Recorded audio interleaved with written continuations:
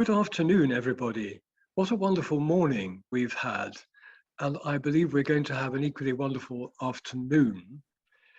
And the first topic is, I believe, an extremely important one, because so often in discussions about Venice, it's acknowledged that there are many, many creative people and very many creative organizations working in Venice. And to give a kind of overview of them, we have Professor Rosella Mamoli Zorzi. You may have noticed that in the biographies, there's a lovely photograph of her taken by me in Café Florian, where I'd never dared go before.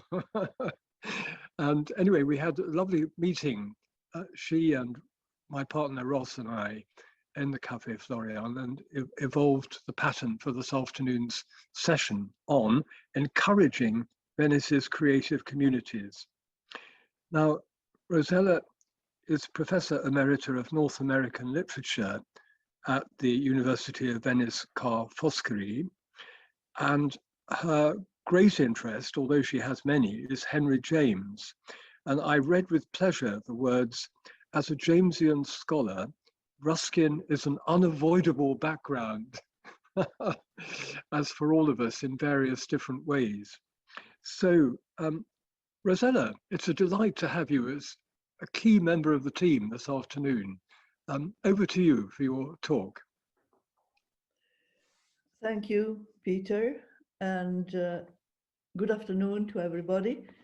Thank you for having me at this conference where many interesting points have already been made this morning. My topic is creative communities in Venice, and I will refer to a couple of examples from the past, and then move to the present time. Painters and writers used to meet at Burano in the Trattoria da Romano, as recently proved by the exhibition of paintings and big libri d'oro, golden books or visitors' books somehow, with poems and paintings collected by the heirs of Romano. This was a wonderful exhibition called Le Tre Stelle di Burano, co-curated by Giandomenico Romanelli and Pascaline Vatin at the Querini Stampaglia. But the fact that it is an exhibition shows how this was a thing of the past, part of history, something which has already been historicized. The second example, which is also no longer existing, writers and painters used to meet at La Giustizia, another restaurant near Mestre. Again, that was a creative community, but it no longer exists. Are there any creative communities now in Venice? A creative community was certainly founded years ago by Shaul Bassi of the University of Venice when he invented Incroci di Civiltà, a festival which offers students and inhabitants of Venice live interviews with writers. There is a creative community before the actual presentation, when various members, not only of the university, but also of other institutions, discuss whom to invite. And after the actual presentation, when students and citizens of Venice discuss what they have seen and heard. Another creative community, quite well known, is Casa delle Parole, which takes place at Teatrino di Palazzo Grassi. But again, here the actual, the creative community is more than at the actual presentation. It is before the presentation when a theme is chosen and the texts dealing with that theme are chosen. And the texts are then read in the original language and in Italian. One creative community of sort has also been the meetings of the Venice Committee of the Società Dante Alighieri, where ideas on writers and painters were exchanged, refuted, accepted. To move to another kind of art, the Biennale College dance, not the dance official festival, the Biennale official festival, but the special school for dancers, which take place every year, which received almost 500 applications, half from Italy and half from other countries, choosing only 19 dancers who explore new ways of training and dancing, is certainly another creative community. I owe to Deirdre the knowledge of an important community of artists on the Giudecca, Spazio Punch, founded in 2011 as a space for, I'm quoting, space for art, fashion, publishing, architecture, unquote. A very lively space where artists have their studios and imagine and plan new activities. I think that in general, many creative communities have been replaced by virtual communities in the social media, but of those I have no experience.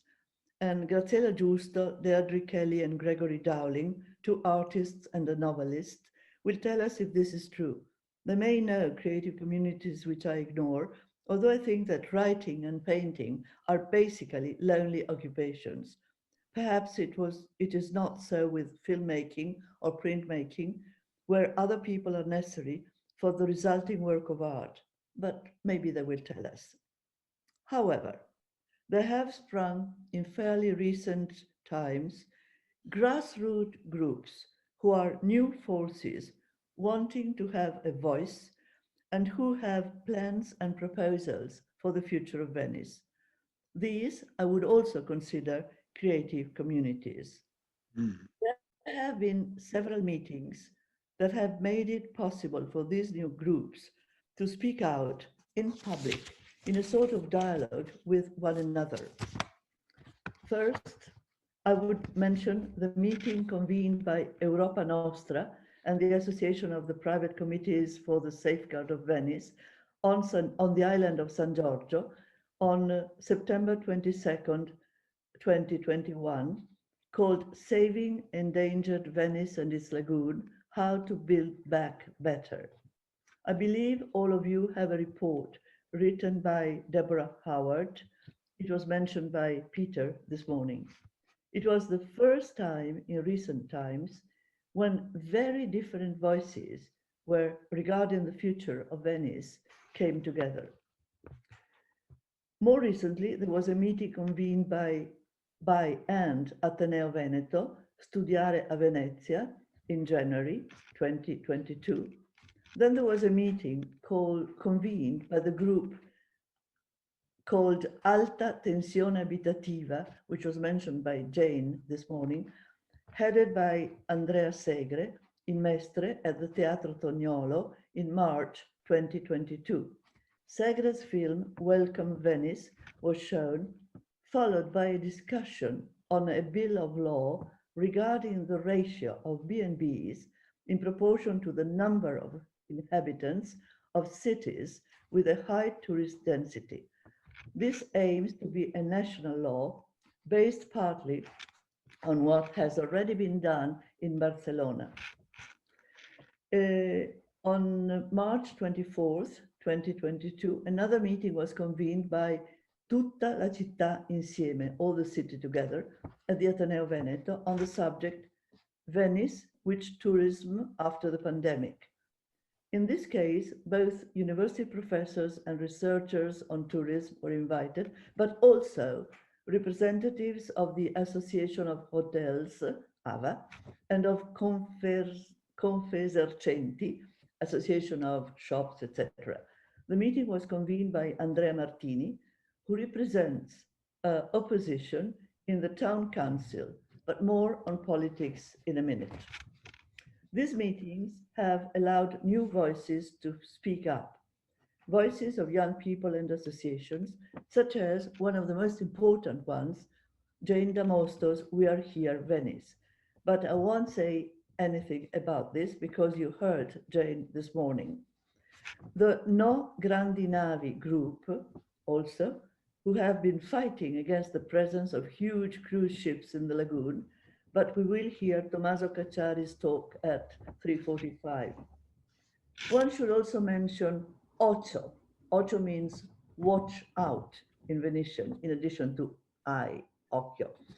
An organization that has studied the problem of housing and of empty flats in Venice with a view to use them to bring back a high number of residents in the city that is losing, as everybody knows, its inhabitants to Mestre and the terraferma.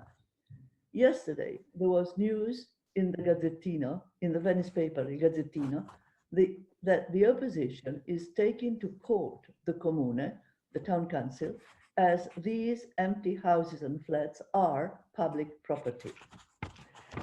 One more creative community is the Rialto Project, which was also mentioned by Jane this morning. This group was founded by Donatella Calabi, and it aims at revitalizing the whole area of the Rialto, its market, its empty spaces, its buildings, at the same time presenting lectures on the history of the Rialto, its architecture, its market.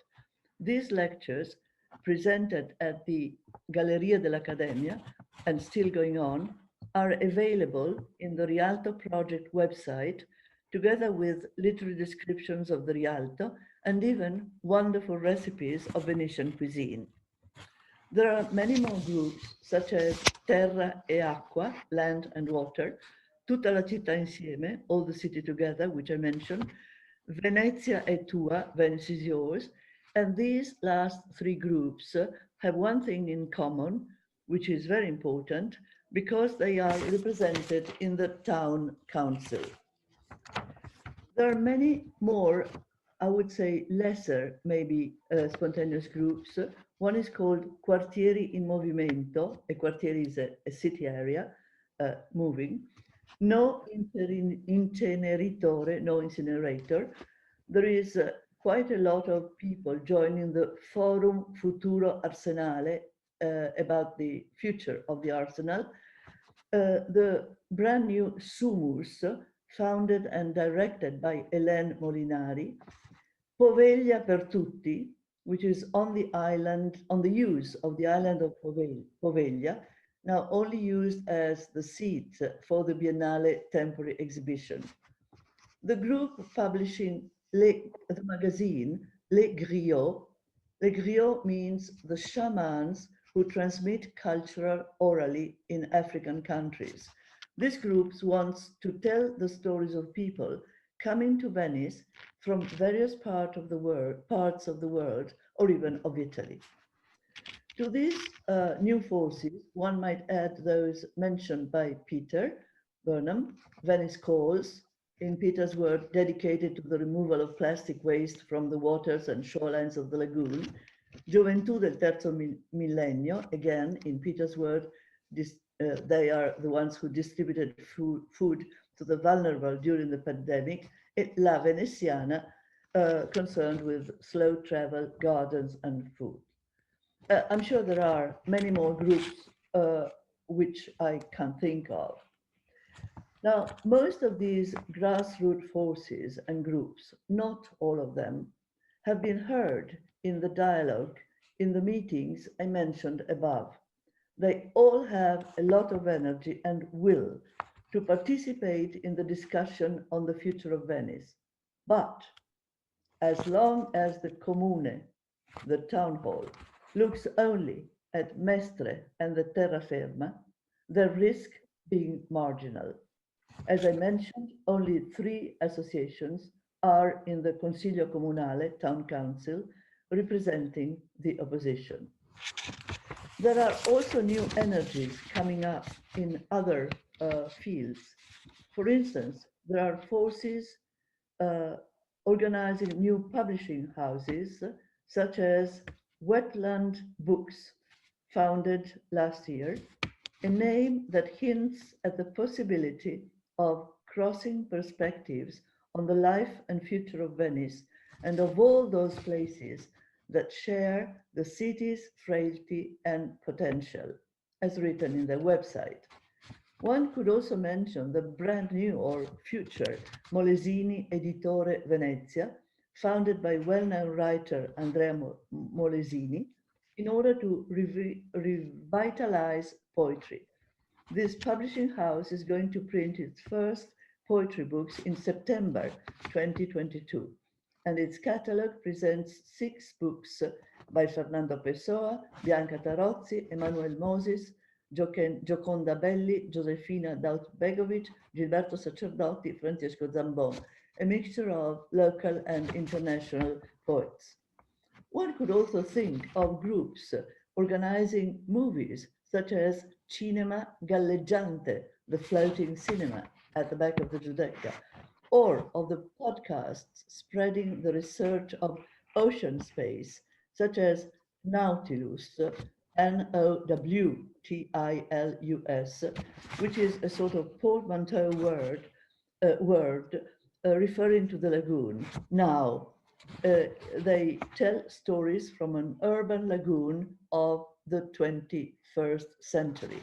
Enrico Bettinello and Alice Ongaro Sartori are the main curators.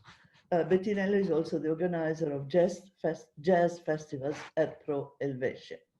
One could think of foundations or programs hosting artists or writers for a while in Venice.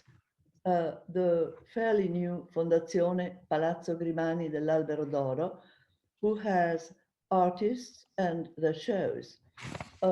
Again, Incroci di Civiltà, who has a writer in residence, or the Emily Harvey Foundation, also for writer. Then there are new foundations, such as the VAC Foundation, the same that had Renzo Piano transform a former industrial plant into a cultural pole on the island south of the Kremlin in Moscow. They're not in a very good situation right now, obviously. One could mention the Fondazione Vuitton, which has small but very beautiful shows on top of the shop at Bocca di Piazza, or the Wilmot Foundation. And one could also mention among the new forces the project of the new Teatro di San Cassiano. In conclusion, there are a lot of new forces speaking up, in addition to well-established institutions such as the libraries, the museums, the universities, the Conservatorio Benedetto Marcello, the Association of the Private Committees for the Safeguard of Venice, the Biennale, the Fenice, the Stanze del Vetro, but I need not remind the audience of them. Among the well-known and well-established institutions, I will remind the audience of the Istituto Veneto di Scienze e Lettere d'Arti, which is the most distinguished intellectual club in Venice, and of the appeal on which Laura Picchio Forlati spoke this morning, their appeal to President Draghi regarding the danger of sea level rise.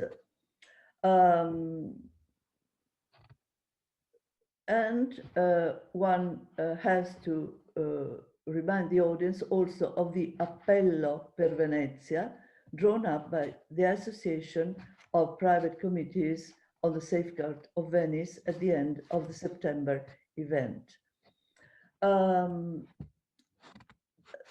Jane this morning declared that no, there is not enough political interest or agency. I agree with her. The hope is that the Lord Mayor, but also the President of Italy, may become sensitive to the programs of old and new forces. As regards the Lord Mayor, Brugnaro, who doesn't seem to be interested at all in Venice, but only in Mestre and the mainland, the Lord Mayor, as I said, recently, at the opening of the Museo Fortuny, concluded his speech, here, supporting the idea that there should be a national law regulating the ratio between number of residents and B&Bs, a bill of law that Alta Tensione Abitativa, one of these groups directed by Andrea Segre, is proposing. Without a real interest of the town council and of the Italian government, all of these energies, new energies and old energies, will be marginal or useless. Let's hope that this is not the case. Thank you. Thank you, Rosella, very much indeed. What an amazing amount of information you've been able to bring together. And also, you know, making the extremely important point that a creative community isn't only of one kind. There are many possible kinds, and you've given very interesting examples of quite a few. And I, for one, would love to have your text, that's not impossible, please, as a very, very useful work of reference. Okay. Thank you. And under your wing, as it were, the next three speakers, perhaps I could, as I did this morning, very briefly introduce them now so that they can flow continuously without too unnecessary a break. We could take a break before we see the film, but we'll see how we get on, I think. But Graziella Giusto is an artist craftsman. We had a most agreeable afternoon together in Venice recently too. And I love what she says in her biography as follows: Venice gives me energy. It's not a wonderful thought. It is thanks to this city that I am now what I am. I'm wandering through the streets, the quays, the canals. I get carried away by its architecture, its palaces, its churches. I choose a detail, or am I chosen? And after a careful research of the materials that I consider suitable, I design and create. Well, I think we shall hear more about that. We also had a lovely afternoon with Déirdre Kelly, and her studio is something quite exceptional in the Scuola di Grafica, for one thing, and with a fantastic view. I think you've been in touch with each other, haven't you? Or yes, wonderful. Yes. I may say that Déirdre introduced me to Emanuele Confortin, whose film we're going to be seeing a bit later on. And Déirdre, you're a companion. I am. And we've had quite a bit of correspondence since you became a companion. Yes. But I do think that the two of you are going to stand very nobly for artists and artist craftsmen working in Venice at the present time. And you both enable me to see what a lively scene it is these days, and perhaps always has been in one degree or another. And then I've always wanted to have a writer in this group, and so delightful, though chilly, sitting outside the Serra dei Giardini with Gregory one afternoon, but a very distinguished novelist and professor also at the Ca' Foscari University. And then music, it seemed to me essential, and that is one of the things that comes into the film. And guess what? Gregory and Déirdre also come into the film. So there is there, again, you might say, a creative community of collaboration, of people knowing each other, loving to work together, to do things together, to bring harmony and vision into the lives of other people through their artistic and creative work. So, Graziella, would you like to go next? I think you're wearing one of your necklaces, aren't you? I am wearing my necklace that beautiful, and wonderful. architecture as John Ruskin. Fantastic, lovely. It is a build in Canal Grande. I copy the build. Palazzo Contarini Polignac. Well, you showed me a photograph, and Thank you, Peter. Really stunning. Grazie, Peter. So you're going to speak in Italian? We have a pre-record, Peter. Oh yes, okay. Here we go then. Ok, grazie. Grazie a lei.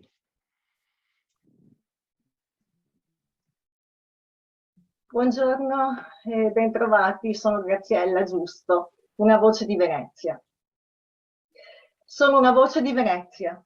Sono qui per raccontarvi il mio essere veneziano di terraferma durante il lockdown, quando non ci si poteva spostare oltre i 200 metri da casa. E Venezia era così lontana in quel momento. Erano 35 chilometri e così assurdamente lontana. Ma come potevo io raccontare di lei con la mia arte? Come potevo disegnare i miei gioielli a lei dedicati facendomi raccontare da delle foto i suoi dettagli? La mancanza di tutto, anche di sapere di poter prendere un treno ed andare. I treni erano talmente radi ed il silenzio così forte che quando ne sentivo uno passare per la vicina stazione, nella mia città, avevo un fremito. Una sensazione di libertà di un secondo. Nel silenzio e nella paura ricordavo momenti di cuore felice. Poi passavo alla nostalgia e pensavo a quando l'avrei rivista e se l'avrei rivista.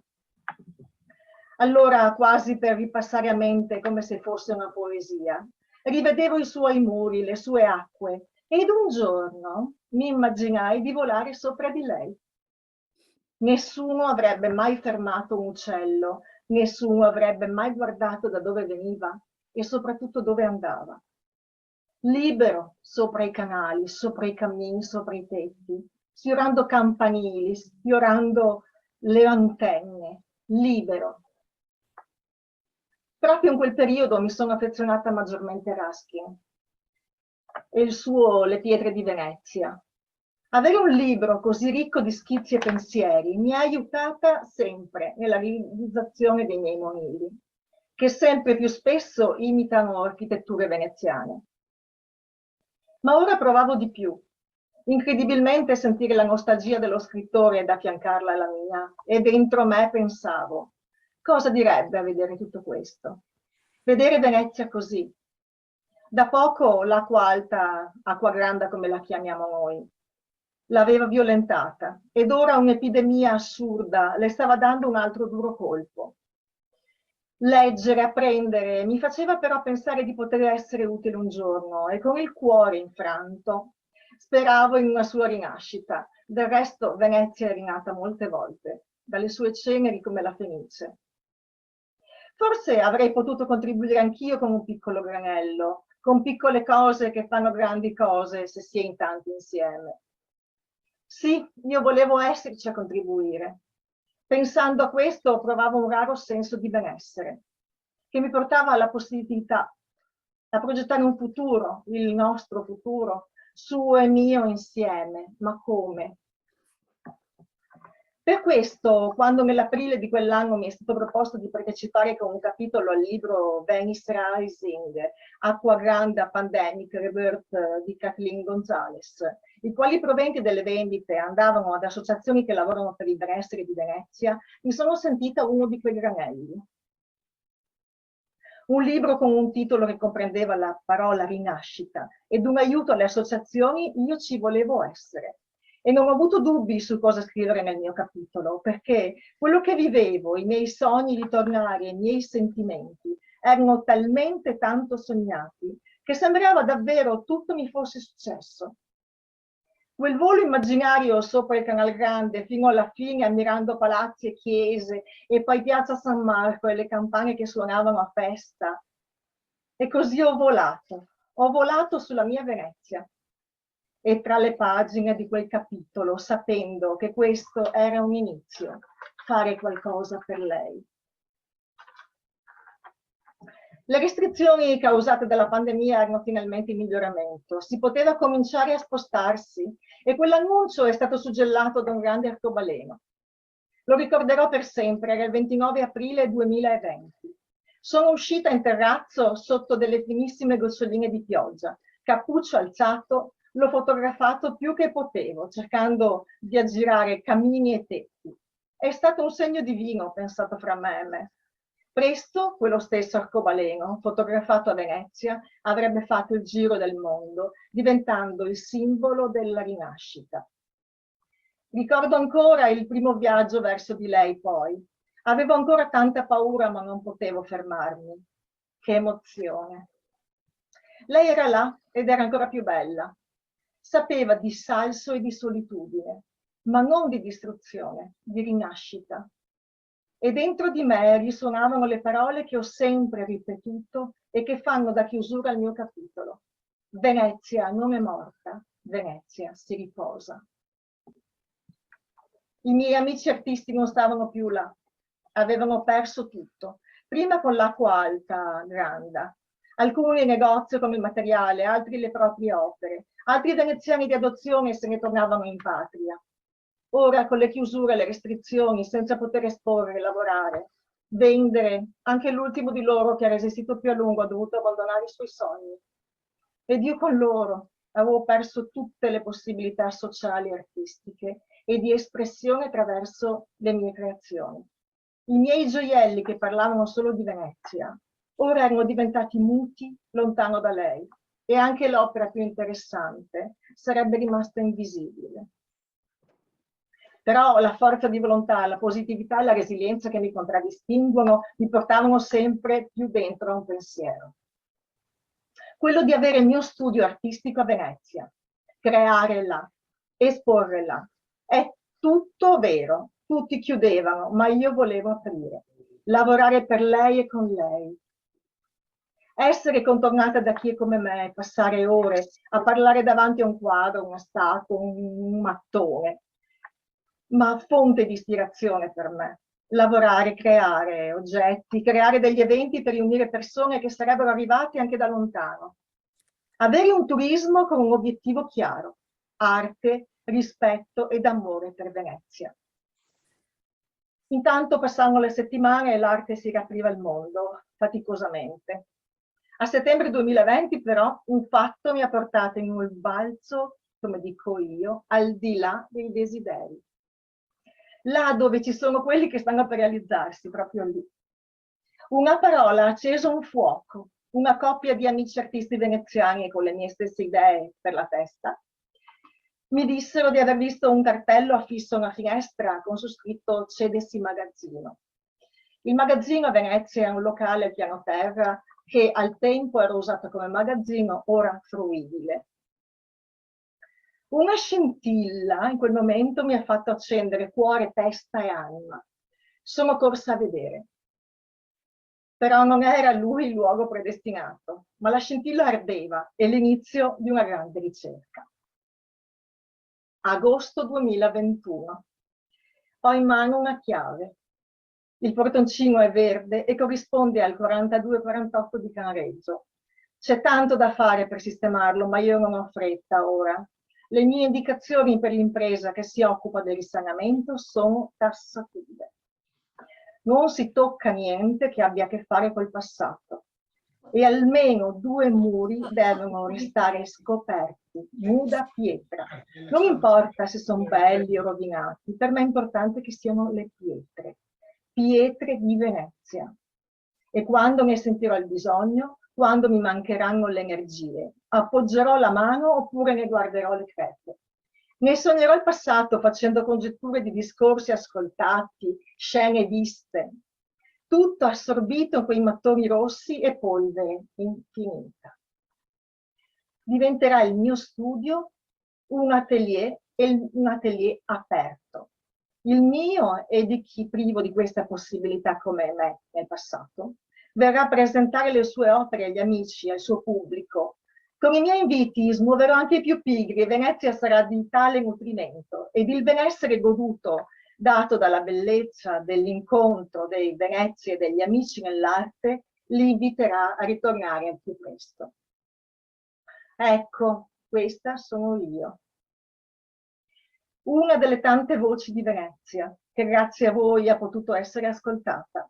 Una voce che crede nell'artigianato e nella creatività e che combatterà perché venga riconosciuto come parte integrante di Venezia.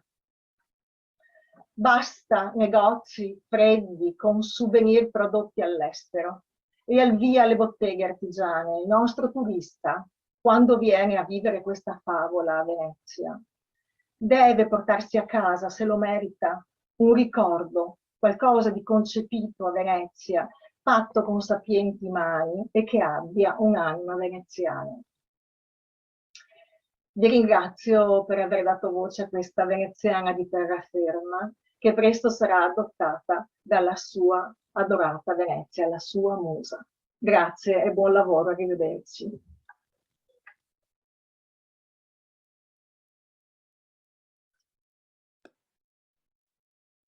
Peter, you're muted. Eccomi. Do you hear me? Yes. Spoken so beautifully. Yes, very clearly. You spoke at a Can good I try to thank someone in English? Yes, of course. I try. I want to try to thank.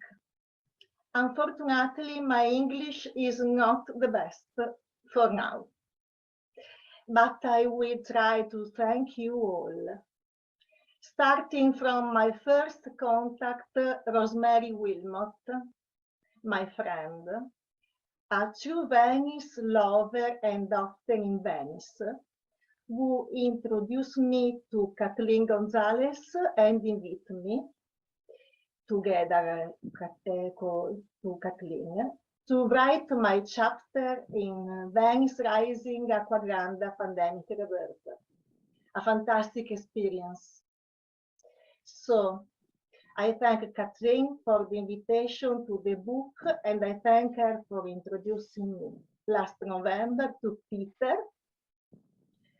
that introduced me to this wonderful guild of St. George. Thank you, Peter.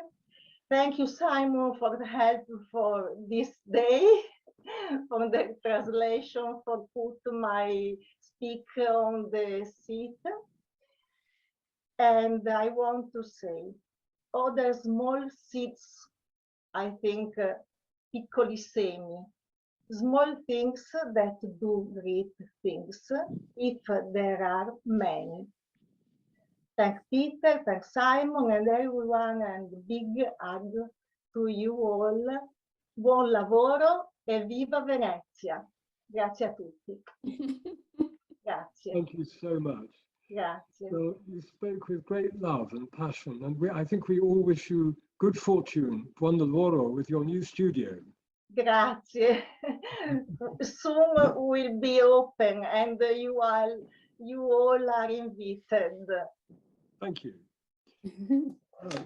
Déirdre, I think you also have a recording, is that right? Yes, I do. So we'll move straight on to it with Simon's intervention. Thank you. Here we go.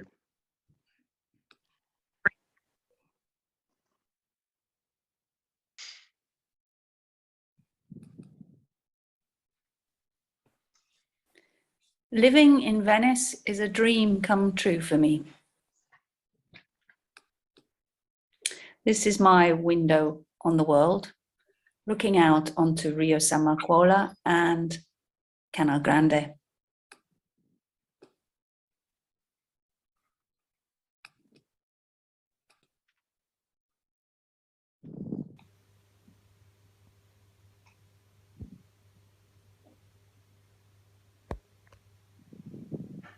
Here we are today at San Marcuola in my studio.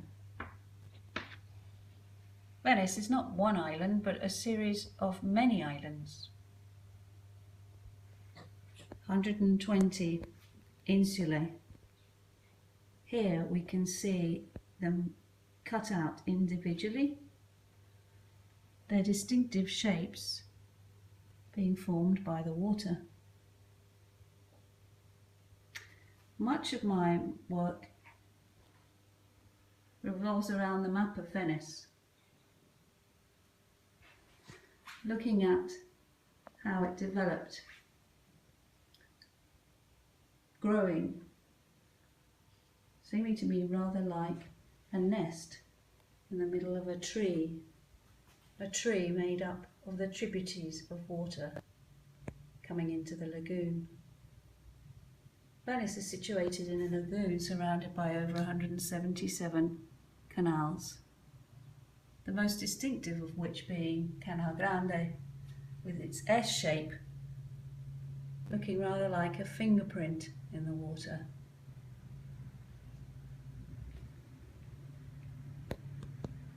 The map of the Canal Waterways exists in the minds of the gondoliers and the people who drive the boats around Venice, making the waterways navigable, rather like roads in normal cities. Here we see Canal Grande stretched out into a straight line.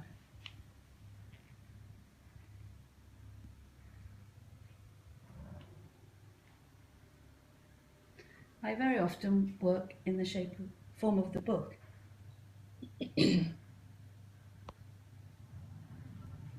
Islands and bridges.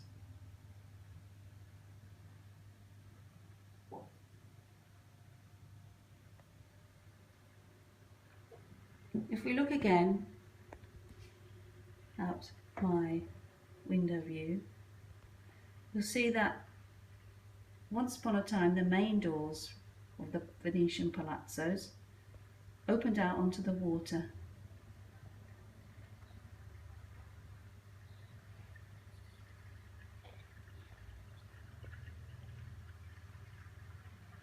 Notice also the bridge. There are nearly 500 bridges in Venice, making the city navigable by foot. In fact, many people think of Venice as a labyrinth, but one sure way of not getting lost is by following the water's edge.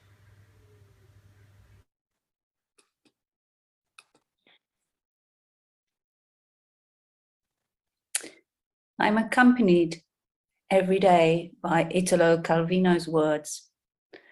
That's what you feel in the houses of Venice, that the door onto land gives access to a limited portion of the world, a small island, while the door on the water opens directly onto a borderless dimension.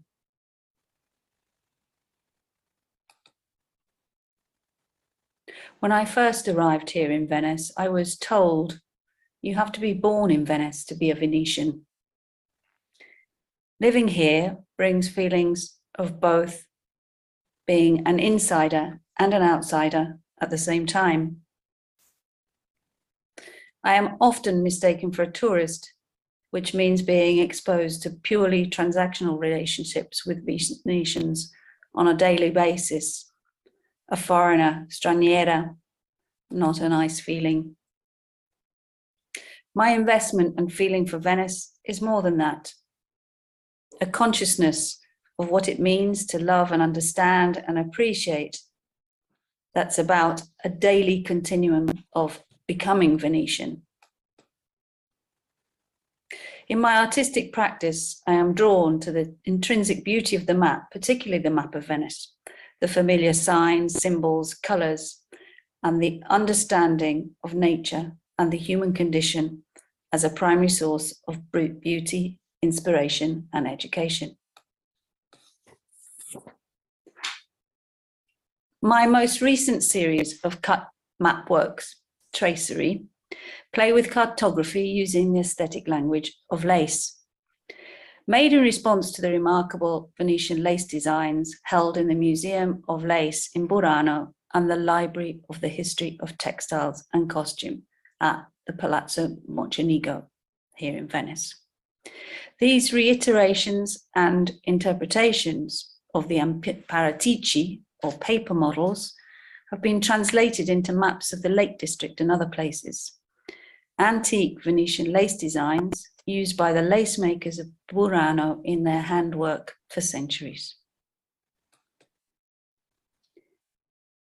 I feel an empathy with the Merletai Venetian lace makers, whose patterns of life may look like fragile stories, but are in fact a testimony to beauty and resilience over time.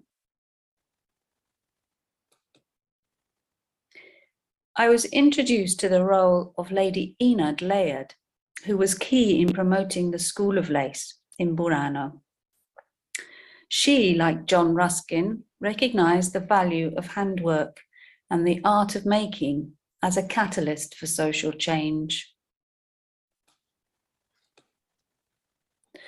Wanting to enter into this consciousness on the border of infinite pathways is a work to unite and embrace Venice, with junctions and crossroads, both physical and mental. I was fortunate to be able to show these works recently on exhibition at Rialto Project in the UNESCO Biosphere, Brandenburg, Germany. Giving consideration to the environmental impact in planning the show, cotton gauze was chosen as it unites the delicacy of the lace and in the past was used to make maps more resistant. Continuing a stream of consciousness that stems from looking out my canal view studio window and the daily rhythm of the Venetian lagoon.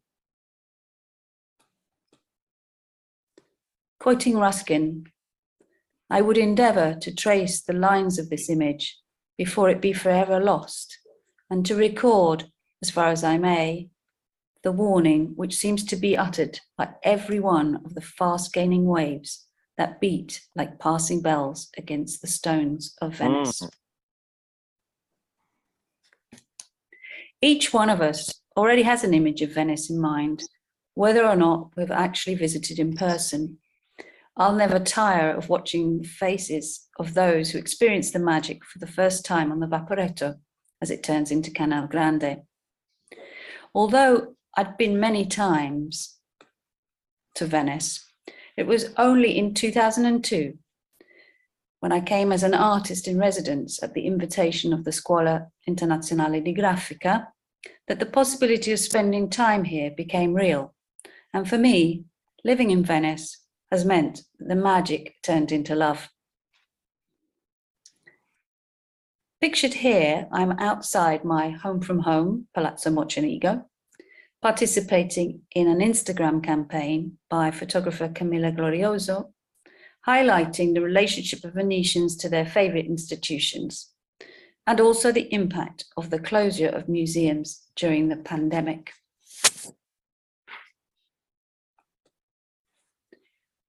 Recently, my images have been used on poster campaigns here in Venice to draw attention to the damage caused by cruise ships. Torno presto ma meglio, back soon but better, took anti-cruise ship posters from the campaign by the organisation We Are Here Venice and reworked them with reflections on the city post-coronavirus. I believe in miracles. Venice is greatly in need of miracles. World Oceans Day, 19th of June 2020, signaled the interconnectedness of problems caused by cruise ships in a global network, and Venice as microcosm of environmental change. A message posted around Venice by My World Map and poster designed by Eleonora Sovrani, again for We Are Here Venice campaign.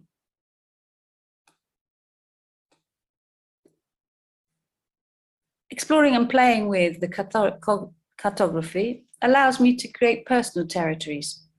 Map reading requires a leap of faith in order to believe what really exists. And for me, Venice represents the closest distance between the real and the imagined. It's unsettling feeling disorientated by the map, but it's a necessary disorientation. Here, Venice slips just beneath the water and disappears. While in imagining the inconceivable, she is absorbed into the landmass and the lagoon is no more.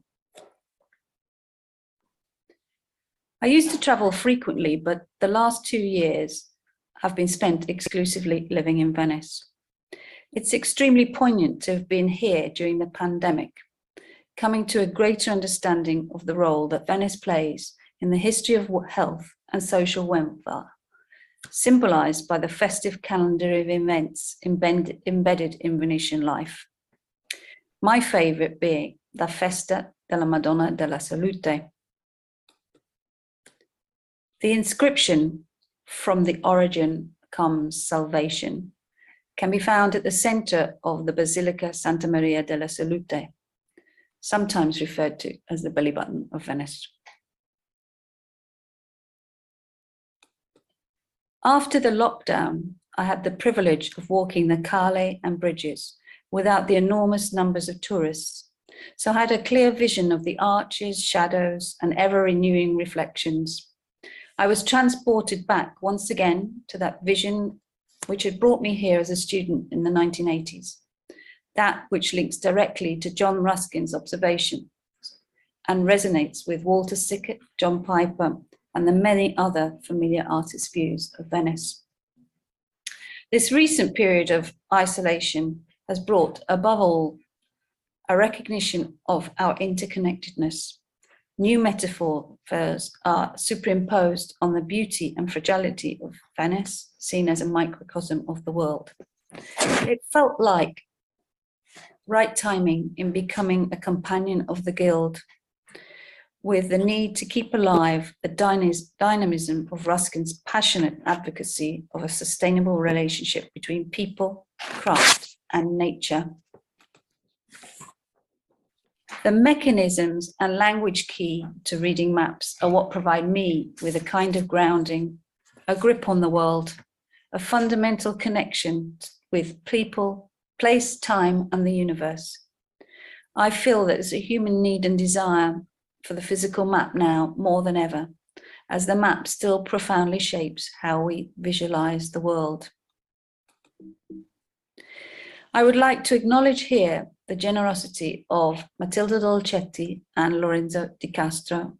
As permanent resident artist at the Scuola Internazionale di Grafica and curator of their SG gallery, I'm able to dedicate time to my work and working with other artists. Scuola Internazionale di Grafica is an independent organization which offers artists an entrance point to a real and genuine experience of spending time living in Venice. And for the very few, as in my case, a place to call home. I'd like to end now by sharing with you Footnotes, a small sketchbook dedicated to John Ruskin in celebration of my becoming a companion of the Guild. Thank you.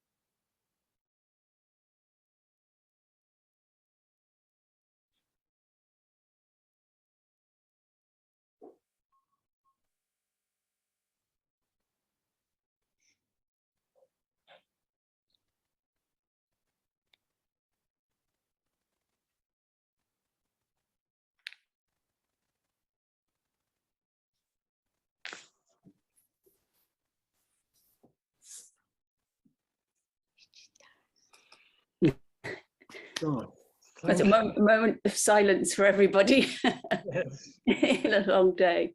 Well, if I could just add thank yous, especially, well, thank you firstly for being involved in today's event, as I really do see it as an important part of what I call becoming Venetian, a consciousness that is with me every day.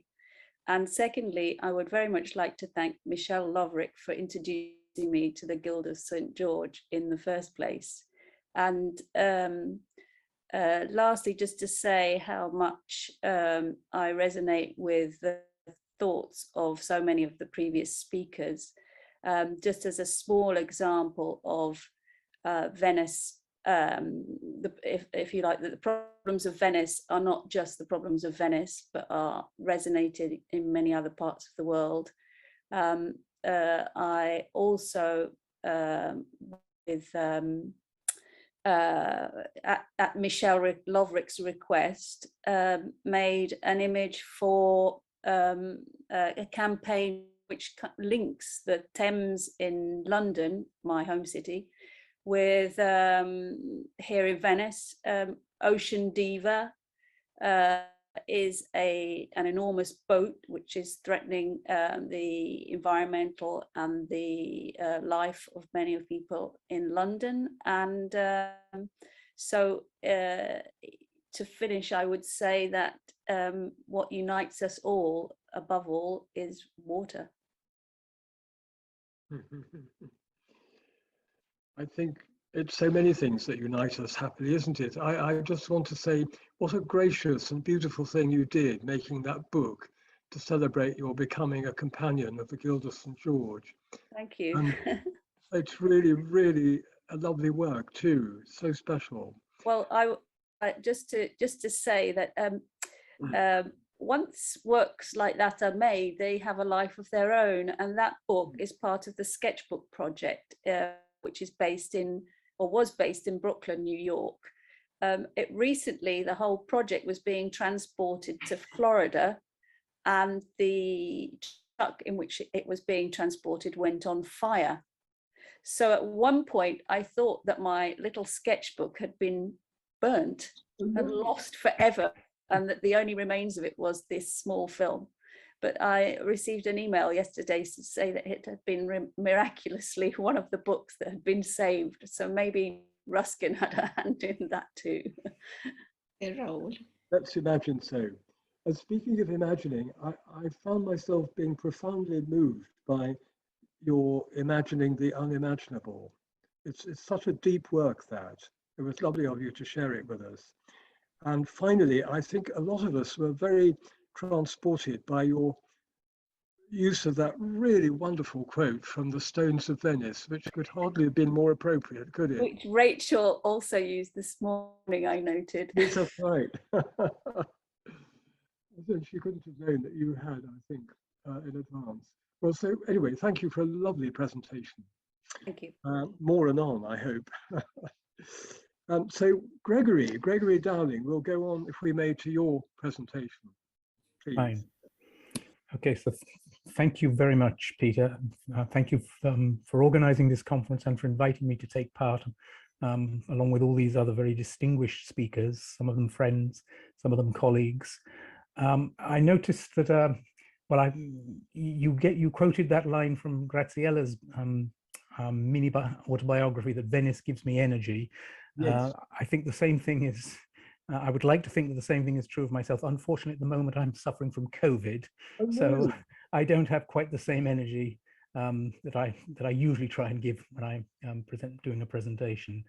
In any case, I'll go straight on then to talk about in what ways I can consider myself as belonging to a creative community. I was pleased to hear Rosella mentioning, for example, among other things, Incontri di Civiltà, Casa delle Parole, two initiatives that I have, that I do participate in. But I think the main thing I want to say is that, of course, I've been invited as a writer, as a novelist. Of course, I'm not a very prolific novelist, but I am a novelist and I live in Venice and I have written books about Venice. I've lived in the city for over 40 years. I'm an academic, teaching at Ca' Foscari, and many of my books, essays and articles have been about Venice and about living here. But before I proceed to talk about my own work, I'd just like to say something about Venice's literary heritage. One of the things I think that has often been noticed is that Venice's literary heritage can't be compared with its heritage in the other arts, for example, painting, sculpture, architecture, music. And in all those fields, Venice has made invaluable contributions, but you'd be hard put to find Venetian writers who compare in status with Titian, Vittoria, Longhena, Vivaldi. If you look back to the days of the Republic, perhaps only two really major names come to mind, Goldoni and Casanova. Marco Polo might be mentioned, but of course, he didn't actually write his own work, Il Milione. That was done by Rustichello da Pisa. Otherwise, there are some diarists like Marin Sanudo, of interest to historians. There are poets like Veronica Franca, Gaspara Stampa, and Cathy Gonzalez has done a good deal to make them better known, but they're still far from enjoying an international reputation. So why is this? And I think one reason is that art in general, art was always a community venture in Venice. The painters painted for the churches and for the scuole and for the Doge's palace, and their art was always at the service of the state.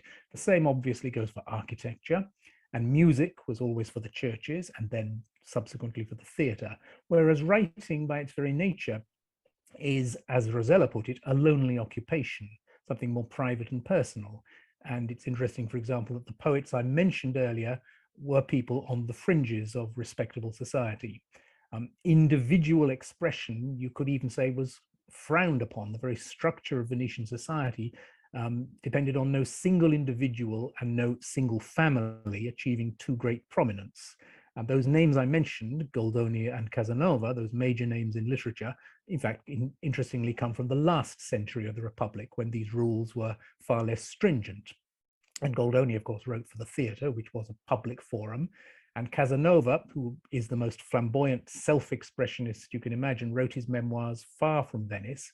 And indeed, he wrote them in French. He is certainly very Venetian, and much of his appeal derives from that fact, but he is most definitely a Venetian abroad. He is also, of course, steeped in theatre. In fact, the best-known English biography of Casanova by Ian Kelly divides his life into acts and scenes. But nonetheless, Venice does have a great literary heritage, and here are some of the names that have created it. Well, William Shakespeare, William Beckford, Lord Byron, Percy Bysshe Shelley, Robert Browning, John Ruskin, of course, Arthur Hugh Clough, George Sand, Mark Twain, Henry James, Thomas Mann, Horatio Brown, Marcel Proust, John Addington Symonds, and I'll stop at the beginning of the early 20th century because the names become far too prolific from then on.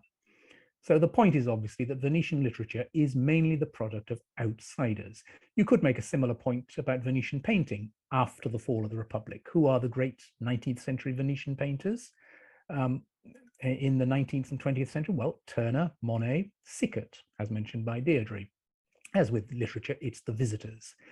And in the case of literature, it's sometimes not even the visitors. William Shakespeare never came to Venice. And Byron, although living in Venice for 3 years, in those famous opening lines of Childe Harold Canto 4, I stood in Venice on the Bridge of Sighs, was inspired in his imagery by another writer, Anne Radcliffe, who'd set part of her novel, The Mystery of Udolpho, in Venice, despite never having been there. So there's a long tradition of writing about Venice by writers who are not Venetian, but who are inspired by this city, or in some cases by the myth of this city. And I'd like to think that in some humble way I belong to, or at least am endeavoring to contribute to this tradition. I feel I have some of the credentials by now. I've lived longer in this city than any of the writers I've just listed, and my sons speak Venetian. At the same time, I'm aware that I'm always going to be a foreigner, un foresto, and my vision is always going to be that of the outsider, as Déirdre put it. I noticed a question in the chat addressed to Déirdre by Barbara Putton. I wonder if being an outsider and an insider has a better chance of getting to the truth. And yes, I think there is something in that. In fact, there is one way in which I do consider that I have an advantage over my two sons born in Venice. They have never seen Venice for the first time. And that, of course, is always an unforgettable experience. And I like to think I've never lost my sense of the strangeness of the city. The Russian formalists used to talk about defamiliarization, or stranenenie, as an essential literary technique, making the familiar seem unfamiliar. Venice could be said to have this concept built into its very self, which is probably why it is so attractive to writers. The challenge, I think, is to capture and communicate the full sense of that unfamiliarity, rather than just to rely on its obviously exotic aspects for cheap thrills. And I think Déirdre and those wonderful pictures of Venice's maps, inspired by the map of Venice, I think very clearly do that. Of course, if you're writing a novel with Venetian characters, you also have to be able to enter the mind of someone for whom the city is the norm, is familiar, someone for whom a ride on the Vaporetto #1 down the Grand Canal is just the morning commute. So you could consider it, if you like, the opposite of defamiliarization. And that, I think, can be challenging too. And that's why I chose the first-person narrator that I did for my last two novels, who is, and both set in the 18th century. The hero is an Anglo-Venetian, that is brought up in England by a Venetian mother. He comes to Venice as an adult and becomes a cicerone. And in that way, I feel I can contribute both, I can communicate both the strangeness and the familiarity. Alvise grew up in England, but was brought up speaking Venetian. I've actually written 3, I do have a few slides. I had intended to make a rather grander PowerPoint presentation, but unfortunately, I just haven't had the energy over the last few days. So I apologize for that, but let me share these few images I have. Oh, where is it? Here we go. I think I'm sharing. Where do I get to the, okay. So I've written 3 novels set in Venice. The first one, which came out in 1995, is about Red Brigade terrorists. And it still seemed fairly up to the moment when I wrote it, but now it seems to be about a different era, not just a different century. And that's partly why I turned to historical fiction. If the setting is already historical, then surely that in some ways protects it from further dating. Well, that you might say was partly my reasoning. Why did I choose the 18th century? Well, one reason, I think it's the first century where we can feel a real connection with the personalities.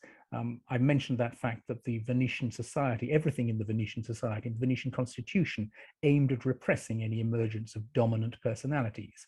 So you don't have the great family names like the Medici, the Borgia, the Visconti, the Gonzaga that you have in other cities, Italian cities.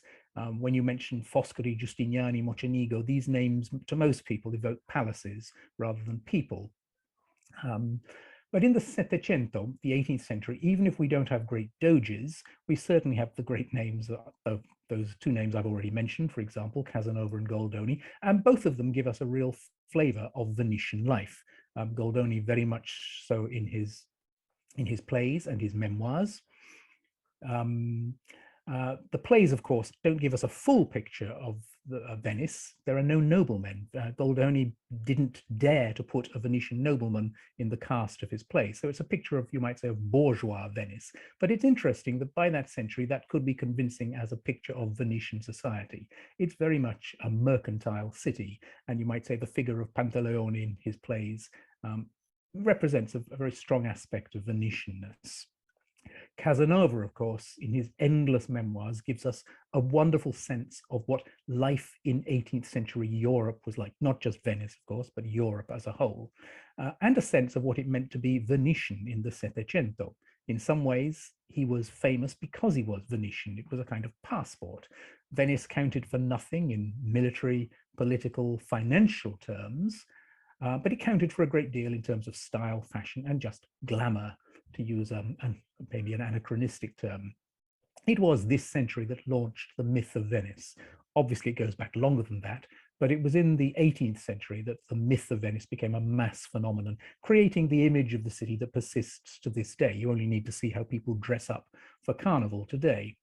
A poem, I think, that wonderfully captures the spirit of 18th century Venice is a 19th century poem by Robert Browning, A Toccata of Galuppi's. These lines here, well, and it was graceful of them. They'd break talk off and afford, she to bite her mask's black velvet, he to finger on his sword, while you sat and played toccata stately at the clavichord. The mask, of course, is so essential to our concept of 18th century Venice. Different masks from the ones we're used to wearing now, but perfect for a thriller writer, as I am. And the 18th century, in some ways, could also be thought of as a city of spies. Casanova was also a secret agent, among other things. And a book that was invaluable to me in creating a sense of that aspect of Venetian society was this one by the writer Giovanni Commisso, Agenti Segreti di Venezia, all about 8 secret agents in the 18th century. But of course, the 18th century was still a city of great splendor. We've already seen this image with the battered campanile, the Bucintoro at the Molo on Ascension Day. Here's another image of the Bucintoro by Guardi. And here's one which I include because it's a copy that my father did, and he very kindly included my family as we were then in the bottom right-hand corner. This kind of art, particularly in the case of Canaletto, was international art created for an international market. Of course, Canaletto painted mainly for the English, and in fact, he has indeed become the hero of a series of detective novel stories set in England. But there's also the intimate art of Pietro Longhi, as we saw in Déirdre's presentation, this sense of everyday life, in a way rather like Goldoni on canvas. And it's not surprising that, in fact, Goldoni dedicated a sonnet to Longhi. Here we are at the hairdresser and the lady. I've sometimes thought, looking at this picture, that the barber in some ways resembles Mr. Bean. And I mentioned that just by obviously. Well, in some ways, because I'd like to connect this with the sense that Venetian life was always, even on the occasion like this, a spectacle. It was part of theatre, and this is very much the sense that we have of Venetian life in the 18th century. It was a very theatrical century. Venice was a very theatrical city, and indeed, in my novel Ascension, the theatre is central. I invent a new theatre for Venice. My hero is the son of an actress, which is something else I stole from Casanova. Not an actor himself, but on the edge of the theatrical world, like many Venetians of the time, which is a splendid world, but also a world poised on the edge, a world about to disappear.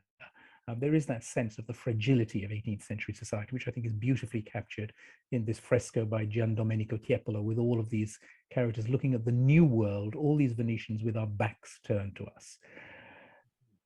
So in some ways, I feel that in writing about this century, I am also writing about present day Venice, because it was in the 18th century that Venice became what it is today, with all the problems that we've been hearing about, a city devoted very heavily, too heavily, towards tourism.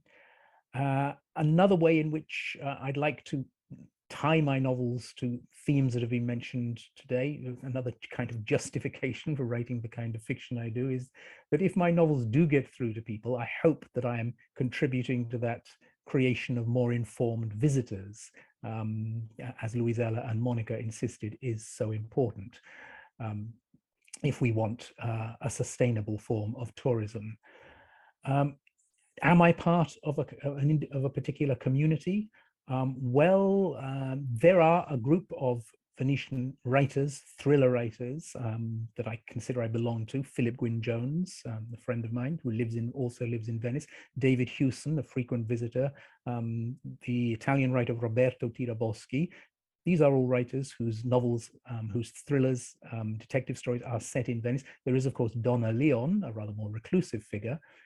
And at the, let's say, at the instigation of Jill Kirby, who I know is present today, we have been thinking of maybe creating a conference, an event of some sort devoted to thrillers, gialli, detective stories set in Venice. I don't know when that's likely to come about. Of course, so much depends on practical matters post-COVID, but that is one particular enterprise that I'm looking forward to.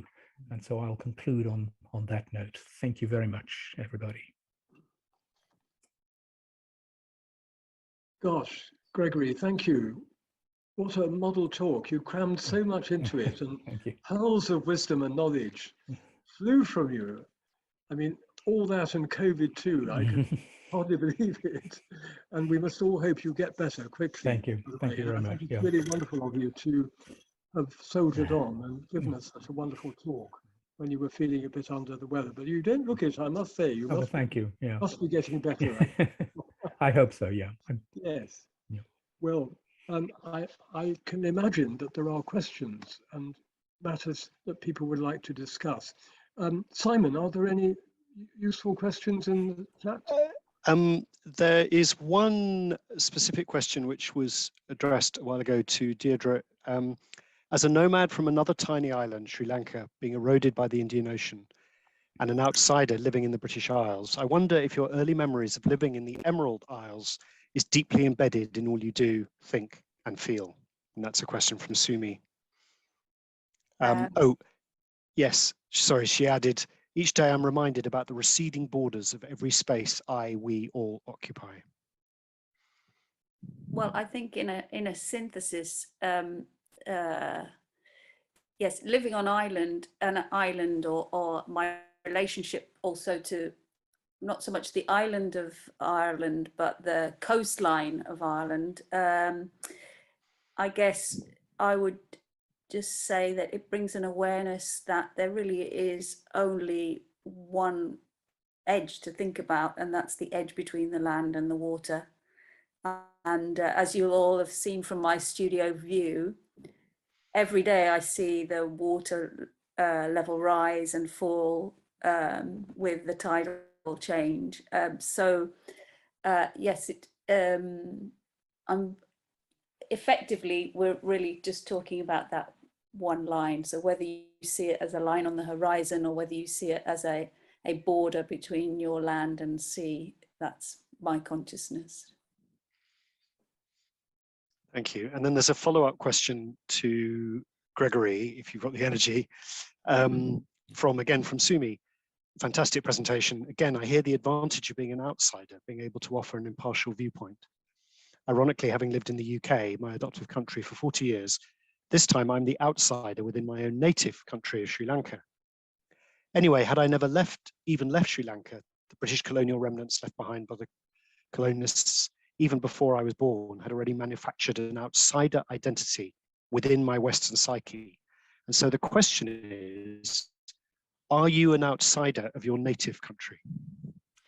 That's a very interesting question. My answer until a few years ago would have been probably no, but I'm afraid to say I do think Brexit has made a difference. There's also the fact that certainly in the recent years, it's been more difficult. I mean, I returned to England for the first time in 3 years just last weekend. In fact, that's where I caught COVID. So I'd never been away from the country for so long, and I was aware of, well, not that I didn't recognize the country, but I feel like I have a different relationship with it than I used to, certainly. Yeah. Understandably, Brexit has spoiled everything. I'm afraid. Discuss, or not, as the case might be. No, it has made a huge difference. That's why I'm so glad to be living in Scotland, at least. Anyone else? There are some very nice comments which I trust speakers can find for themselves. Very nice complimentary responses. And Courtney Fleming saying, thank you for mentioning William Beckford, Gregory. I helped manage a property he previously owned in Bath. He's quite unknown, but had so much to say about Venice. So that's very nice. Some new messages. Yes, so lots of messages of goodwill and wishing you well to get better soon. But those are the only formal questions I think that have arisen in the chat. Could I just, oh, sorry. Yes, please do. No, I was just going to say one last thing, which to underscore what Maria Laura Folatti said about the something that we all take for granted here living in Venice. But if you walk outside your door, you meet people. You meet people every day. It sounds very obvious to say it, but I do notice when I go back to London, even if I am walking, I don't have the same mental connection with people that I have here in Venice. And I think it's something very powerful. It's something also very leveling amongst the community here. And so I think it has something of an added value in terms of the experience of living here in Venice. And that's something which relates to a little bit to the idea of which was spoken about in the section about tourism, of educating people who come here. I just maybe like to underscore that one of the things that happens at the Scuola Internazionale di Grafica is when artists arrive, it's not that we educate them particularly. I usually say to people quite simply, there's everything here in Venice. but you just need to know how to find it. And that basically is if you have a key link, that's enough to open the door. And so at the Scuola, really, we don't provide anything different to any other print studio location you'd find in any other country of the world, but it's just the fact that it's here in Venice it allows us to open a door to what should I say, a relevant and significant experience for those artists that come. Would like to answer to you if it is allowed. Yes, of course. Sure. Because as I perhaps mentioned, I am not born in Venice. I didn't. My family was not in Venice when I was born. I was born in Liguria, where my father, as an engineer, had been just displaced, and then he came to Porto Marghera, and that's why I grew up in Porto Marghera, studying in Venice. Well, our experience is that you live in the open in town. It is your home, in a sense. Mm.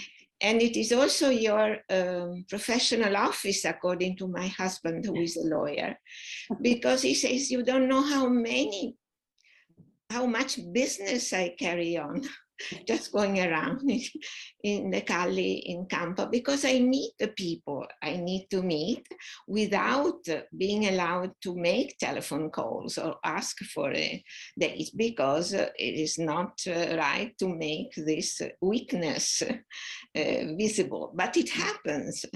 And this is a great help. At the same time, we are very near to our neighbors. Unless you live in a big palace, you have neighborhoods that are really almost in your house. But you ignore each other. You know everything of your neighbors, but you don't use it as a tool, or not that much as gossip. You know things, but you keep them for yourself.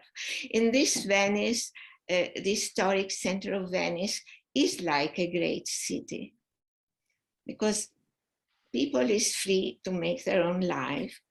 They are known, but things are not that often used against them. And I think that this is something absolutely unique. Absolutely.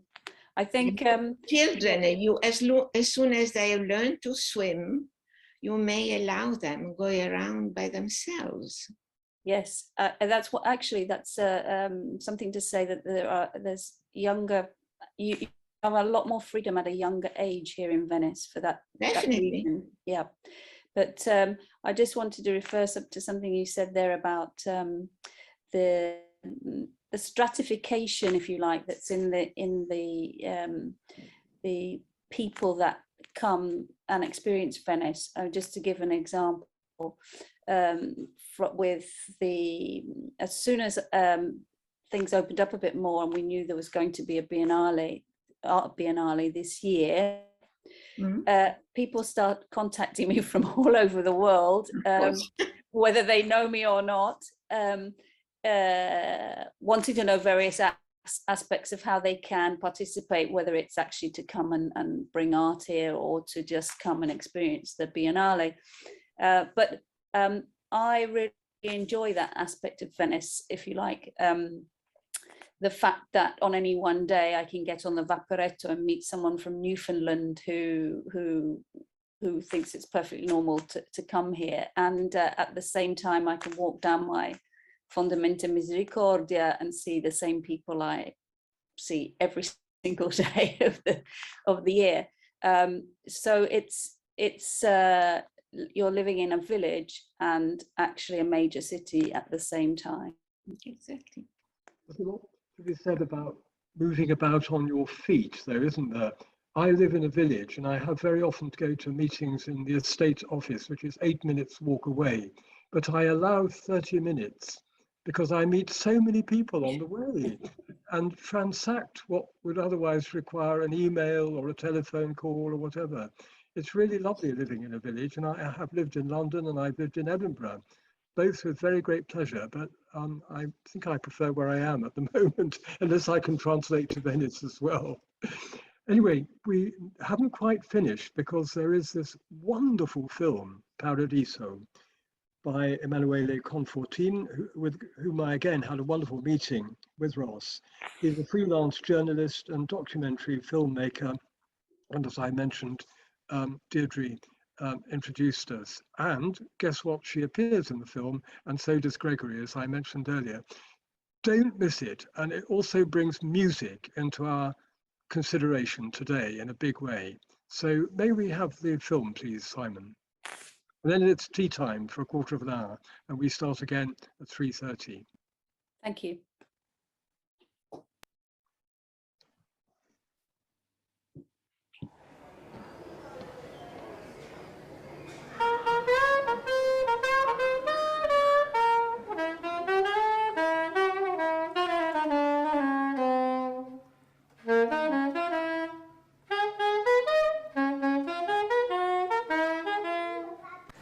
Venezia dà delle facilitazioni e delle difficoltà.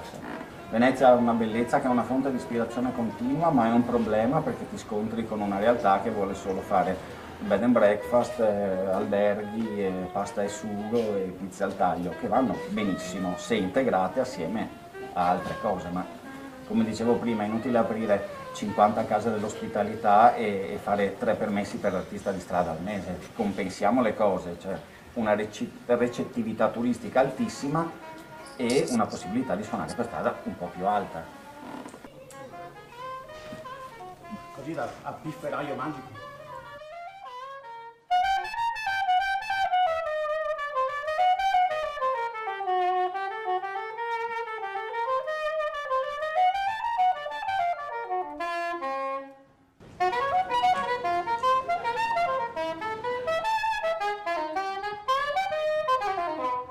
Vorrei un permesso facilitato a chi ha un diploma di conservatorio. Posso andare in comune e dire: ciao, sono diplomato in conservatorio, a nome dei diplomati in conservatorio potete lasciarci suonare un po' di più senza rischiare il sequestro dello strumento e migliaia di euro di multa. Buongiorno.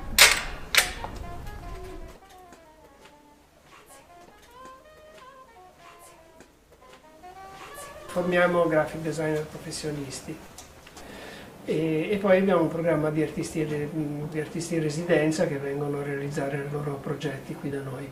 Pensando di Venezia come città chiave mondiale, io torno sempre alla mia citazione preferita di Calvino, che dice che qui a Venezia dalle porte principali delle case tu ti senti come sull'isola più piccola del mondo, però quando esci dalla porta dell'acqua sei collegato con tutto il resto del mondo. Sono fortunata, proprio io mi sento come di vivere la mia sogno qui a Venezia. Io da tempo mi occupo della mappa, cresce l'acqua, scende l'acqua, vivo dentro, diciamo, la mia materia, perché camminando da qui a casa sono sopra la mappa, sono dentro la mappa, sono circondato dalla mappa. Il mio sogno è che Venezia diventi veramente patrimonio del mondo e che sia governata anche dal mondo, partendo dall'Europa magari. Io sono arrivato a Venezia nell'81, cioè 39 anni fa. Io sono venuto dopo un'esperienza di insegnamento in scuole di lingue. Ho insegnato a Napoli, a Siena e a Verona e a quel punto avevo deciso che dovevo tornare in Inghilterra per provare a fare un lavoro serio, diciamo. Poi mi sono detto, però se riesco a almeno passare un anno a Venezia. Così sono venuto a Venezia, ho cominciato la scuola the Oxford School di lingua e da lì sono passato all'università dove ho cominciato come un insegnante di lingua e poi pian piano ho passato alla letteratura ed eccomi qua. È forse il più grande scrittore che ha vissuto a lungo a Venezia è il poeta Byron, Lord Byron. Sono anni in cui lui ha cambiato il suo modo di fare la poesia, però io direi che il poemetto più importante di Byron su Venezia è un poemetto diciamo più allegro, più vivace, che si intitola Beppo. Ed è lì che Byron veramente si potrebbe dire quasi che ha scoperto la sua voce. Didst ever see a gondola? For fear you should not, I'll describe it you exactly. 'Tis a long covered boat that's common here, carved at the prow, built lightly but compactly. Rowed by 2 rowers, each called gondolier, it glides along the water looking blackly, just like a coffin clapped in a canoe, where none can make out what you say or do. And up and down the long canals they go, and under the Rialto shoot along by night and day, all paces swift or slow, and round the theatres a sable throng, they wait in their dusk livery of woe, but not to them do woeful things belong, for sometimes they contain a deal of fun, like mourning coaches when the funeral's done.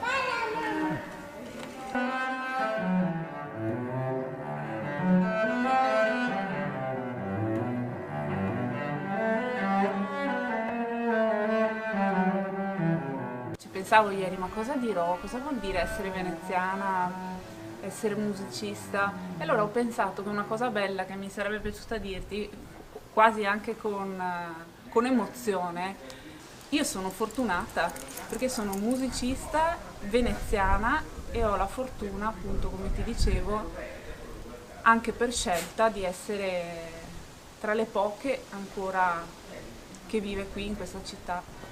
È una scelta che comporta sicuramente dei sacrifici, in primis quello di non mettere da parte nulla, perché tutto quello che io guadagno va nell'affitto sicuramente, perché gli affitti sono ancora troppo alti per noi veneziani.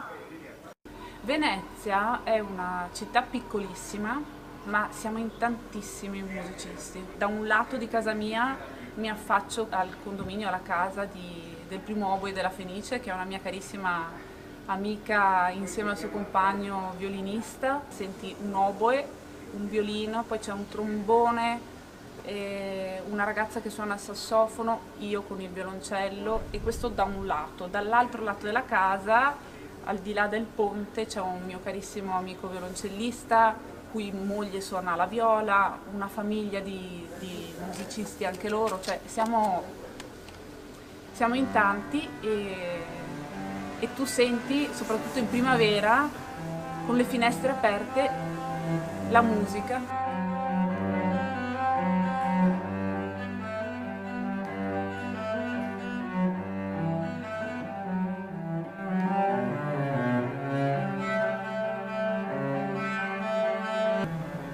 Mio padre è stato contrabbassista in Fenice, è stato anche egli figlio d'arte, quindi anche il nonno suonava in Fenice, contrabbassista anche lui, lo zio violoncellista, mamma arpista, nonna anche lei arpista, quindi che dire, io ho respirato un'aria anche indirettamente tramite mio padre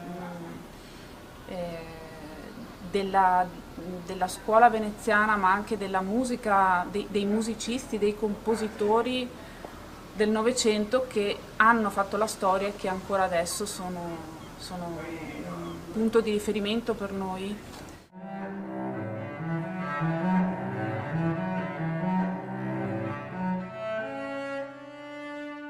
Ho viaggiato in vaporetti, mai arrivati a destinazione. Ho viaggiato in vaporetti tra gente nella disperazione. Ho visto vaporetti zeppi di risate in vacanza. Ho visto vaporetti pieni solo della tua mancanza. Ho incontrato in un vaporetto una con un buco sulla calza. Chiedeva una moneta per la sua danza. Ho incontrato in un vaporetto un antico e triste amore. Chiedeva €1 per ritrovare il suo cuore. Non sono veneziana, sono venuta qua da 30 anni fa con l'università e non sono più andata via. Dopo 10 anni ho incominciato io stessa a insegnare all'università, dove appunto insegno lingua italiana a studenti in scambi internazionali che vengono da tutto il mondo. La mia realtà è veneziana, amo questa città, vivo in questa città e cerco di rispettarla il più possibile come tutte le altre città del mondo. Non stiamo qua a 40 minuti in metropolitano in autobus, camminiamo tutto il giorno, andiamo al lavoro camminando, perché c'è una relazione umana molto diversa. E c'è, posso anche dire, una relazione umana con la città, con gli edifici. Dal primo libro di quando ero ragazza di anni fa ad oggi c'è sempre uno sguardo di Venezia, non è mai uno sguardo disperato, anzi io ho sempre uno sguardo ingiustificatamente ottimista sulle cose. Amo anche un certo tipo di turismo, non ho niente contro i turisti, per cui mi piace vedere i turisti nei vaporetti, mi piace vedere l'allegria di chi sta in vacanza. Devo dire che tra Venezia e la Francia ci sono stati veramente, c'è e tuttora c'è una lunghissima storia d'amore. Cominciata secondo le primissime testimonianze della letteratura, appunto, già nel 200, ma devo dire soprattutto naturalmente nell'800 e nel 900 che ci sono stati i maggiori e il più gran numero di scrittori francesi. Proust, anche naturalmente vorrei parlare di Proust perché è stato uno dei maggiori scrittori che è passato a Venezia e che è stata proprio Venezia a come dire, generare in lui tutta la sua teoria della memoria involontaria e sulla quale ha costruito dopo tutta la recherche, per esempio. In particolare ci sono questi momenti splendidi in cui lui racconta che è nel battistero di San Marco con sua madre che è avvolta in un bellissimo scialle e sentendo sotto i piedi le lastre di marmo sconnesse, cioè lui memorizza in modo inconscio questo ricordo. È tornato a Parigi, è invitato in uno di questi splendidi hotel particulier una sera e attraversando il cortile di questo hotel particulier ritrova sotto i suoi passi esattamente la stessa sensazione di lastre di pietre sconnesse e così questo provoca in lui tutti questi ricordi che lui aveva dimenticato, che erano stati un po' seppelliti, diciamo, nel suo inconscio, e così nasce tutta la sua ricerca e la sua riflessione sulla memoria involontaria, sulla quale dopo ha basato, come dicevo, quello che lui chiama il grande edificio del ricordo e che è naturalmente veramente, che sono le fondamenta della sua recherche. Uno non penserebbe mai di doversi leggere un brano scritto da un inglese nel freddo, umido, ventoso Yorkshire del 400, magari in una taverna fumosa con un caminetto acceso a York, nella York tardo medievale. E questo brano era stato scritto da Adam de Molène, probabilmente. E ve lo leggo. Le grandi galee di Venezia e Firenze, ben cariche di cose raffinate, spezie ed altre droghe, dolci vini e merci dozzinali, scimmie, stranezze e uistiti della lunga coda, insomma, di inezie scontate, beni effimeri, comprati da coloro che ci abbagliano ridendo. In questo brano Adam de Molène evoca tutto quello che è Venezia, tutto quello che è stato Venezia. C'è tutto il mondo, perché Venezia, oltre ad essere il cardine d'Europa, era un'economia mondo. E i veneziani in tutto il Mediterraneo le loro seconde case le avevano ad Alessandria d'Egitto, a Damasco, piuttosto che ad Aleppo. E in questo senso nel 500, quando le cose ormai stavano cominciando a degenerare, un altro mercante veneziano di nome Gasparo Baldi si trova alla corte del Pegù, che era la Birmania di allora. Chi sei, da dove vieni? Gli chiede il re della Birmania. Gli risposi da Venezia, che avevo nome Gasparo Baldi, che erano 4 anni che ero per viaggio. Il re mi mandò di nuovo a interrogare in che parte era posta Venezia e da qual re era dominata, e io gli dissi che si governava repubblica e che non era signoreggiata da alcun re, il che, udito da detto re, cominciò a ridere in tal modo che fu sopraggiunto da tosse o catarro che gli faceva male addirittura a parlare. Quindi il re della Birmania si fa una bella risata a pensare cosa fosse Venezia, perché gli faceva strano che un paese, una città, potesse essere governata a repubblica da pari. Lei ha lavorato qui a Venezia con lo scrittore Amitav Ghosh. Qual è stata, secondo lei, l'esperienza di Ghosh come artista qui nella città di Venezia? Ghosh è un grande scrittore che ha capito sia la dimensione storica che la dimensione attuale di Venezia come città cosmopolita, come città che si è sempre arricchita di nuove persone che venivano da tutto il mondo e ha capito che questo può essere anche il presente e il futuro della città, andando oltre il semplice turismo e capendo Venezia come centro di grandi correnti della globalizzazione. E Amitav Ghosh, che racconta la città di Venezia, è anche l'esempio del visitatore, dell'intellettuale che può aiutarci a reimmaginare la città dopo questa crisi e ripartire come città della cultura, dell'incontro e città laboratorio per capire la grande crisi del clima che è il tema del suo romanzo L'isola dei fucili. Di tanto in tanto si imbatteva in un conoscente e allora i due si salutavano col malinconico ardore degli ultimi esponenti di una tribù in via d'estinzione. Ormai noi veneziani siamo rimasti così pochi che ci conosciamo tutti. Non so come descriverti la gioia che provo a parlare il mio dialetto. A un incrocio si fermò per mostrarmi una viuzza. Quella è la casa dove pare sia nato Marco Polo. Sono sicuro che qualcuno l'avrebbe indicata al mercante di fucili. In fondo i Polo erano famosissimi già allora.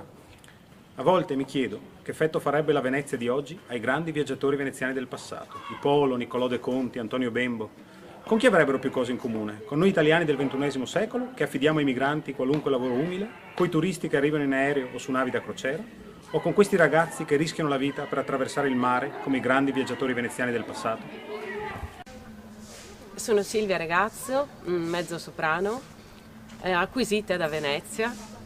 Sono nata a Rovigo, una terra poco conosciuta, ma patria di tanti artisti, cantanti, poeti, scrittori, perché è una terra fatta di nebbie e di due fiumi.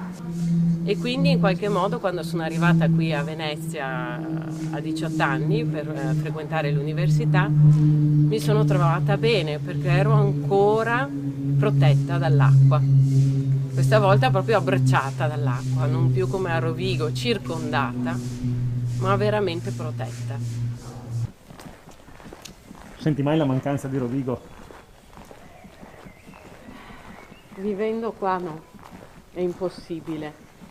Sento la mancanza della mia famiglia, ma della campagna, ecco, ogni tanto della campagna, perché gli spazi aperti in cui andavo in bicicletta e vedevi i colli, nelle giornate belle, vedevo i colli da casa, e campi di grano che crescevano a gennaio con mio padre, andavamo ed era verde, poi diventava giallo, poi tutti i papaveri, sì, il verde sì mi manca.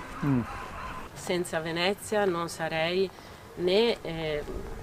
non sarei Silvia come sono, non sto parlando neanche della formazione artistica fondamentale, perché Conservatorio Benedetto Marcello, studiare in sale tanto belle, tanto antiche, mi ha dato il senso della preziosità di quello che stavo costruendo per me stessa.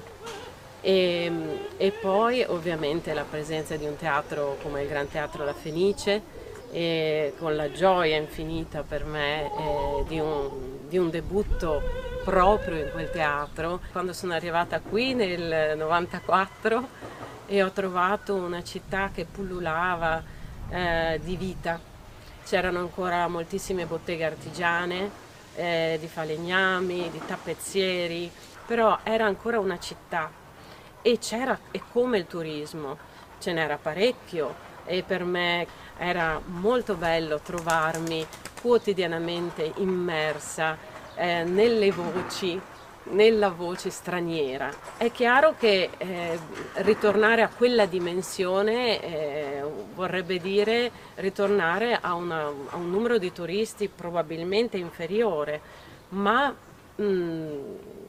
non meno importante dal punto di vista economico per la città, perché era una città che viveva benissimo di turismo, è che c'era anche tutto il resto del tessuto socio-culturale della città. Priva son d'ogni conforto, eppure speme di morire, per me misera non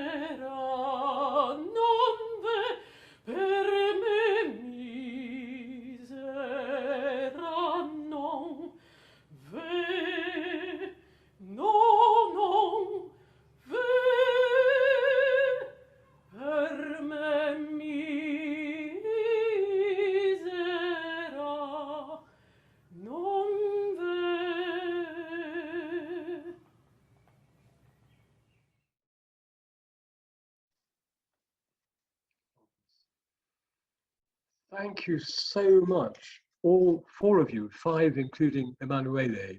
It was a really wonderful session. We break now for a quarter of an hour and start again at 3:30, please.